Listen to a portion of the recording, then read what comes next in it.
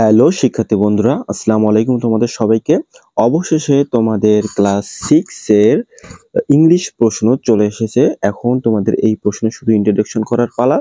এখন আমি তোমাদের সামনে তোমাদের ইংলিশ প্রশ্ন নিয়ে আসলাম। তোমরা সবাই এই প্রশ্নটা ভালো করে অ্যানালাইজ করবে এবং অ্যানালাইজ করে তোমরা কালকে পরীক্ষা দিতে যাবে ইনশাআল্লাহ। তো প্রথমেই দেখো দেওয়া আছে ইংলিশ ক্লাস 6 এর ইনস্ট্রাকশন ফর স্টুডেন্ট। তোমাদের জন্য একটি ইনস্ট্রাকশন দেওয়া আছে। এখানে দেওয়া আছে suppose you are member of the reading club at your school. মনে করো তুমি তোমার বিদ্যালয়ের পাঠ্যক্রমের সদস্য। You often met your classmate to read and discuss book, magazine, newspaper, act. তুমি প্রায় তোমার সহপাঠীদের সাথে বই, ম্যাগাজিন, সংবাদ ইত্যাদি পাঠ এবং আলোচনা করার জন্য দেখা করো। You and your classmate have just friendship reading a newspaper article on living green. তুমি ও তোমার সহপাঠী লিভিং গ্রিন নামে একটি সংবাদপত্রের নিবন্ধন পড়া শেষ করেছো। তারপর দেখো কি আছে, you are inspire and have a decide to start a green movement. For then you have a complete the following text. এটা পরে তুমি অনুপ্রাণিত হয়েছো এবং তোমার এলাকার সবুজ রাখার সিদ্ধান্ত নিয়েছো। তা করতে হলে তোমার নিচের কাজগুলো সম্পন্ন করতে হবে। তো শিক্ষার্থী বন্ধুরা, নিচে তোমাদের কি কি কাজ দেওয়া আছে দেখো। প্রথমে তোমাদের একটা টেক্সট দেওয়া আছে। টেক্সটটা হচ্ছে gate into groups of your and discuss what you may do. You keep your community green.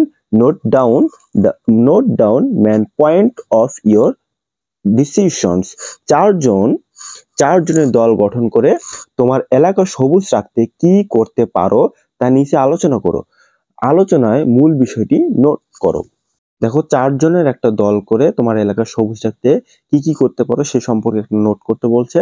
এটা টেক্সট 1 এর কাজ। টেক্সট 2 তে কি বলছে দেখো, for your better understanding another important article on going green in giving hair now red the article individually and complete the following activity. ভালোভাবে বোঝার জন্য গোয়িং গ্রিন নামে আরেকটি গুরুত্বপূর্ণ নিবন্ধন এখানে দেওয়া হলো। এখন এককভাবে নিবন্ধন পড়ো এবং নিম্নলিখিত কাজটি করো। নিবন্ধনটা কি? Going green. নিচে দেখো গোয়িং গ্রিন। এই গোয়িং গ্রিন নিবন্ধনটি তোমাদের পড়তে হবে। পরে তোমাদের নিচে যে কাজগুলো করতে বলছে সেটা সম্পন্ন করতে হবে। তো কাজগুলো কি শিক্ষার্থী বন্ধুরা দেখি। দেখো দেওয়া আছে, note the adjective in the giving text and the notes the describe, copy the table in your script, complete the table below with 5 adjectives from the text and write the notes they refer to. প্রদত্ত অনুচ্ছেদ থেকে 5টি adjective শনাক্ত করো এবং সেগুলো নির্দেশিত noun চিহ্নিত করে তোমার খাতায় নিম্নরূপ ছকে লেখো। এখানে 5টা অ্যাডজেক্টিভ লিখতে হবে আর এখানে 5টা নাউন লিখতে হবে। তো টেক্সট 3 এর কাজ কি? টেক্সট 3 তে দেখো, as you want to make your community green, you need to tell your community leaders for support. তুমি যেহেতু তোমার এলাকার সবুজায়নে কাজ করতে চাও, এই কাজ সমর্থ পেতে তোমার এলাকার গুরুত্বপূর্ণ ব্যক্তির সাথে কথা বলা প্রয়োজন। এটা হচ্ছে টেক্সট 3 এর কাজ। কি কি করতে চাও এবং কি বলা প্রয়োজন সে সম্পর্কে টেক্সট 3 তে আলোচনা করতে বলছে শিক্ষার্থী বন্ধুরা। দেখো টেক্সট 3 তে প্রথমে এ নাম্বার দেখো, now write a set questions that you want to ask your community leaders. You must include last 5 questions in your question. Follow the rules of making interrogative sentence and using question mark properly. এখন তোমার এলাকার গুরুত্বপূর্ণ ব্যক্তির সাথে জিজ্ঞেস করার জন্য একটি প্রশ্নমালা তৈরি করো। তোমার প্রশ্নমালা কমপক্ষে 5টি প্রশ্ন থাকবে এবং প্রশ্নগুলো প্রশ্নবোধক বাক্য তৈরি এবং সঠিকভাবে প্রশ্নবোধক চিহ্ন ব্যবহার করার নিয়ম মেনে চলবে। তো তোমাদের কি বলছে টেক্সট 3 তে, তোমাদের এলাকা সবুজায়ন রাখতে তোমাদের 5টি প্রশ্ন তৈরি করতে হবে। সেই প্রশ্নটা হবে ইন্টারোগেটিভ। তো আমি তোমাদের শিক্ষার্থী বন্ধুরা আমি সামনের ক্লাসে তোমাদের দেখাইছি সাজেশন ক্লাসে কোনগুলো তোমাদের কোন কোন টপিক থেকে তোমাদের প্রশ্ন আসতে পারে। ওই সাজেশন ক্লাসটা যদি তোমরা দেখতা তাহলে বুঝতা যে আসলেই কোন কোন টপিক থেকে প্রশ্ন করছে। আমি তো শিক্ষার্থী বন্ধুরা আমি তোমাদের যেগুলো বলছি সেগুলো হুবহুব আসছে এখানে, শুধু এখানে একটা নতুন প্যাসেজ দিছে আর নতুন প্রশ্ন তৈরি করতে হবে।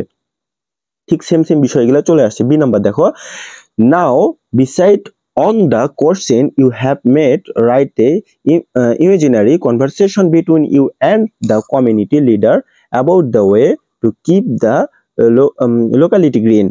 তোমার এলাকার প্রশ্নগুলোর উত্তর ভিত্তি করে এলাকাটিকে সবুজ রাখার উপায় সম্পর্কে তোমরা এবং তোমার এলাকার গুরুত্বপূর্ণ ব্যক্তির মধ্যে একটি কাল্পনিক কথোপকথন লিখো।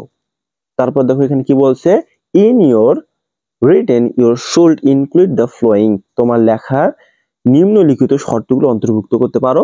কি কি লিখতে বলছে এবং কি কি শর্ত দিয়ে লিখবা, তো এই শর্তগুলো তোমরা ইউজ করতে পারো। প্রথম শর্ত হচ্ছে ইউজ আর্টিকেল, তোমরা আর্টিকেল ইউজ করতে পারো as appropriate.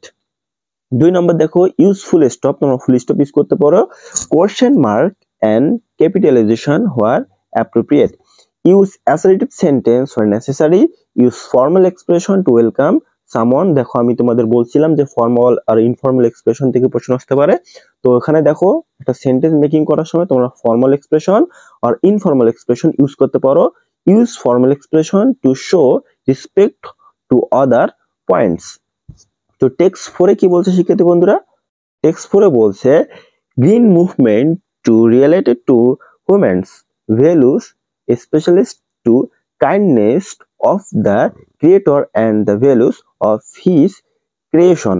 Now read the poem Kindness by Richard Albert Goest and answer the following question. Green movement মানুষের মূল্যবোধের সাথে সম্পর্কিত, বিশেষ করে স্রষ্টার সৃষ্টি এবং তার সৃষ্টির মূল্যবোধ। এখানে রিচার্ড আলবার্ট গোয়েস্টের লেখা কাইন্ডনেস কবিতাটি পড়ো এবং নিচের উত্তরগুলো দাও। কবিতাটা কি শিক্ষার্থী বন্ধুরা, এই কবিতাটা হচ্ছে কাইন্ডনেস সম্পর্কে, সহানুভূতি, দয়াবান। তো এই কবিতাটি পড়তে হবে তোমাদের। কবিতাটা দেখো এখানে, কবিতাটি পড়ে ভালোভাবে পড়ে নিচের প্রশ্নগুলোর উত্তর করতে হবে। তো প্রশ্নগুলো কি, প্রশ্নগুলো হচ্ছে দেখো 1 নম্বর প্রশ্ন, how many stanza are there in the poem. ঠিক আছে, কবিতায় কয়টি স্ট্যানজা আছে তোমাদের কবিতা থেকে খুঁজে বের করতে হবে। Copy the first stanza and identify the rhyming word. আমি তোমাদের আগে বলছিলাম যে রাইমিং ওয়ার্ড সম্পর্কে প্রশ্ন আসবেই। তো এখানে দেখো কবিতাটা বলছে এবং রাইমিং ওয়ার্ড কি সেটা বাইর করতে বলছে। বি নাম্বার দেখো, copy the table below and in column A write down 5 words from the poem kindness and in column B write the words that rhyming with the word in column A. নিচের ছকটি খাতায় এঁকে column এ তে কবিতা থেকে 5টি word লিখো এবং column B তে সেগুলোর সাথে ছন্দের মিল আছে এমন ওয়ার্ড লিখো। তো তোমাদের কবিতা পড়ে কলাম এ তে লিখতে হবে 5টি ওয়ার্ড, সেই ওয়ার্ডের রাইমিং ওয়ার্ড কলাম বি তে লিখতে হবে। তো শিক্ষার্থী বন্ধুরা, তো কলাম এ পূরণ করার পর তোমাদের কলাম বি পূরণ করতে হবে।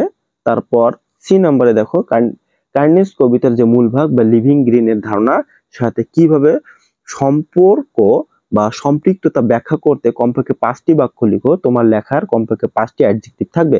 তো তোমাদের এই যে কবিতার পড়তে বলছে এবং এখান থেকে 5টি অ্যাডজেক্টিভ এই সম্পর্কে এমন 5টা সেন্টেন্স তৈরি করতে বলছে এবং সেই সেন্টেন্সে 5টা অ্যাডজেক্টিভ থাকবে।